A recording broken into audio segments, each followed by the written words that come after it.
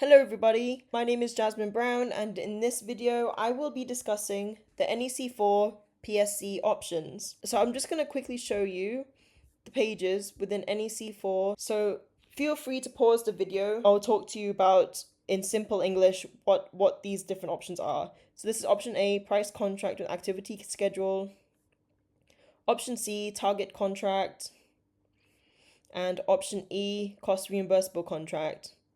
There's a little bit left on this page about option E, which I will let you read in your spare time. But let's get straight into talking about the different options in simple English. Option A is a lump sum with activity schedule. There's a fixed price, the consultant's paid per completed activity, and the consultant carries the cost risk. So an option A is essentially a fixed price contract, which means that the consultant create an activity schedule and has a cost associated to each activity. And then for each activity, once it's complete, the client will pay that for that activity. Now, the benefit of this for the client is that the consultant carries all the risk because they are the ones who define what the activities are to achieve the task brief, as well as the price for each step of to achieve the task brief goal. Why is option A risky? If the scope is unclear, they may underprice the work. If unexpected issues arise, they absorb the costs. If the client delays information, they must prove it's a compensation event. And the consultant often adds risk allowances into a lump sum to protect themselves. Why the clients like option A? The cost of the job is certain for them. There's simple payments and they know the price of it, so they can budget effectively. And just to summarize all that, there's a fixed price. The consultant's paid per completed activity, and the consultant carries the cost risk. So if the consultant doesn't price properly in the initial stages of the scheme, then they may be losing out because they should have thought about everything in the first place before sending out the activity schedule to the client. So that's why the consultant carries most of the risk. You'll notice as I go along each options, option A, option C, and option E, the client will have more risk associated to each option. So option A, the client doesn't have as much risk associated to it. Option C, a little bit more, and option E, the client has nearly all the risk. So let me go straight to option C.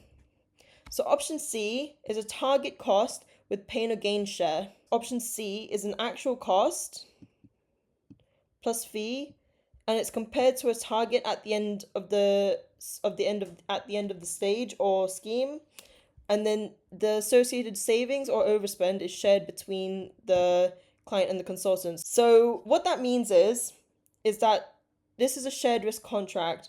So that means that the consultant comes up with the target cost to complete the job, and then if the actual cost is less than the target, then both share the savings. And if the actual cost is more than the target, then both share the overspend. Here is an example of what I mean. So a target cost is £100,000, the actual cost is £90,000, and the savings £10,000.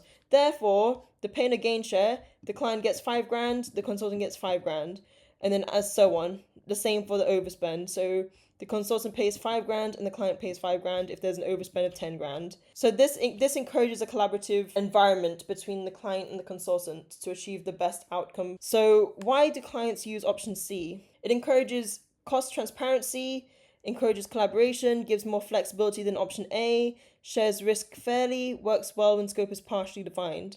So just to summarize that, option C is an actual cost plus fee, and it's compared to a target at the end of the stage or scheme, and then the associated savings or overspend is shared between the client and the consultants. Now option E is where the client pays the consultant's actual proven costs plus a fee with no price cap and no target, giving maximum flexibility but maximum cost to risk, is where the client carries most of the risk because the client has to pay for everything the consultant actually spends plus a fee.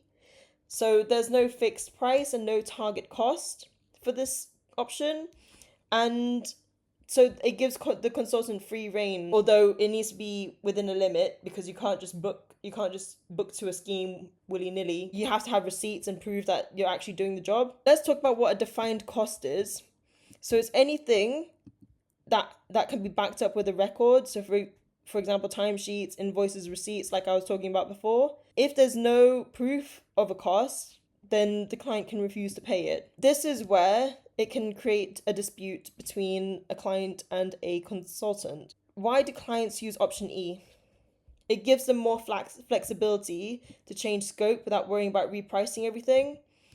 So what that means is that it could be a highly complex or innovative projects, an unfamiliar or uncommon infrastructure, like a new build, for example, and it's never been done before. So it gives the consultant more opportunity to be innovative for that particular job within reason. So why is option E risky for clients? The client carries almost all financial risk because the cost can rise significantly if it's something that's never been done before, as well as disputes over what counts as defined cost. So let's summarize what option E is. Option E is where the client pays the consultant's actual proven costs plus a fee with no price cap and no target, giving maximum flexibility but maximum cost risk. I'll leave it here. Thank you guys for watching, and I hope this video you find this video useful to help you learn about options within the NEC4 PSC, and I hope to see you guys in the next video.